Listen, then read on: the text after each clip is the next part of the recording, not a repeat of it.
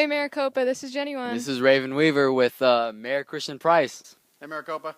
We just have a lot of questions here for our mayor. I'd like to add that I appreciate the opportunity that you're giving us here to interview you. How are you doing today, sir? Dandy. Why did you decide to run for mayor? I just wanted to do what Reyvin and I were talking about earlier. I just want to make a difference for people. I'm aware that you were in Washington recently. What were you doing there? Yeah, we're there trying to network and talk with our federally elected officials, and we're trying to get some money for an overpass as well as get the process moving forward so we can start bridging those trains. Great, where's the overpass supposed to go? It's going to go right on the 347 and the Maricopa-Casa Grande Highway, but as to where exactly, we're still working on that. That's great. What about the water park being built across the train tracks? Yeah, that's part of the new Copper Sky Recreational Complex. It's our new name for it, and it's going to have a multi-generational center. It's going to have an aquatic center, and it's going to have a whole lot of outdoor activities to soccer fields, baseball fields, outdoor volleyball, soccer, skate park. So. Wow, you have a hard job. You have the water rates going up. We have education budget cuts. Now, what do you think is the biggest problem? Well, right now, one of the biggest problems that Maricopa is facing is the issue that is going through the state legislature, and that's a bill called 2111. And 2111 is a new bill in which it cuts the construction sales tax out of our budget. So basically, when a home gets sold here, we don't get a sales tax on it. And that's really problematic because as the town grows, growth should pay for growth. So if someone builds a house on the outskirts of town and they want a road to it, well, that sales tax pays for that road.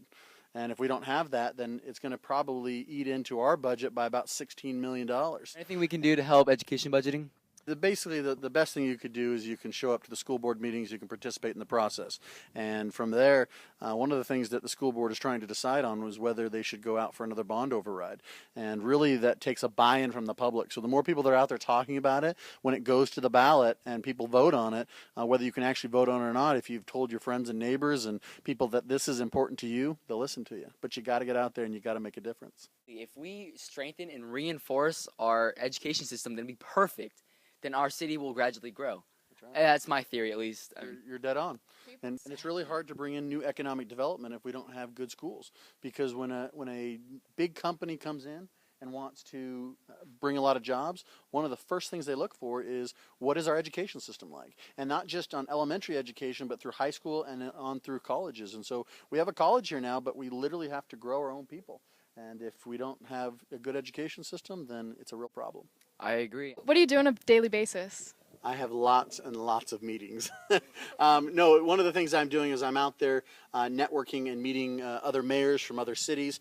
People would say, I think that why would you do that? But the reality is if Maricopa wants to get put on the map, we got to show up. And so we have to be out there talking to people. We have to be getting people known. We have to get known. And so in order to do that, we have to be where the CEOs of other companies are. We have to be near the movers and shakers of other cities that are doing it right. And instead of reinventing the wheel, we've got to be next to them. And so that's kind of what I do on a daily basis. I deal a lot with constituents. I deal a lot with the day-to-day operations. I deal a lot with our city manager. So literally from sunup until way beyond sundown, it's lots of meetings, lots of emails, lots of phone calls, lots of dealing with other mayors, etc. What is your vision for the city of Maricopa? That's hard to put in a very concise, small statement. I'd just like to see a lot more businesses come here. I'd like to see a lot more jobs in the city of Maricopa. That takes a lot of people off the 347 commuting in. It increases the local tax base. I think if anything we can do to help local businesses really helps us become more successful as a city and certainly as local entrepreneurs. I'm very excited about the new small business enterprise. It's called the Business Incubator that we have going on here that's going to be starting. And so that's a wonderful, exciting thing. But really, I want to see an overpass come. I want to see more businesses. I want to see people become successful here in this city. So we talked about new business, growth, but how does that interplay with each other? See, that's where the real trial is. People think it's really simple to say, okay, we're going to have a Wendy's here tomorrow. But the reality is that a lot of these businesses, they only really want to look at us if we're over 50,000 people. And so right now we're approaching about 45. We think we're more than that. And I think we have real reason to believe that. Here in about 2 years, we're hoping to do a mid-decennial census. They do them every 10 years. So we're hoping to do a mid-decennial census. And I think that we'll see that we're going to come real close, if not go over the 50,000 mark. And if that's the case, then it really should help us be able to attract new businesses in a way that we haven't had so much luck up to this point. We need In and Out. In and Out. Oh, what do you want? Luxury-wise. I don't know. I like all of those. I like Wendy's. We're working on a Wendy's. No In and Out. I'm hurt. Well, if you, we have two McDonald's. We need one. Actually, we have more students in Maricopa High now than we did in the population of 2003. I think that's excellent growth, especially in that's only 10 years from. No, you're absolutely right. In fact, Maricopa, according to the last census, was the fastest growing city in the entire country. We grew at over 4,089%. So you are absolutely right. In the first about 2000, we had roughly 1,200 people, more or less, and then by the year 2010, we had almost 45,000. That's amazing. What are the qualifications of becoming mayor?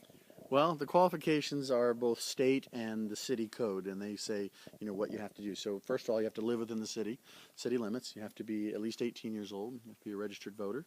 And those are pretty much the requirements. The rest is getting the people to understand what your vision is and what you're trying to accomplish, and getting them to basically buy into why you think you would do a good job.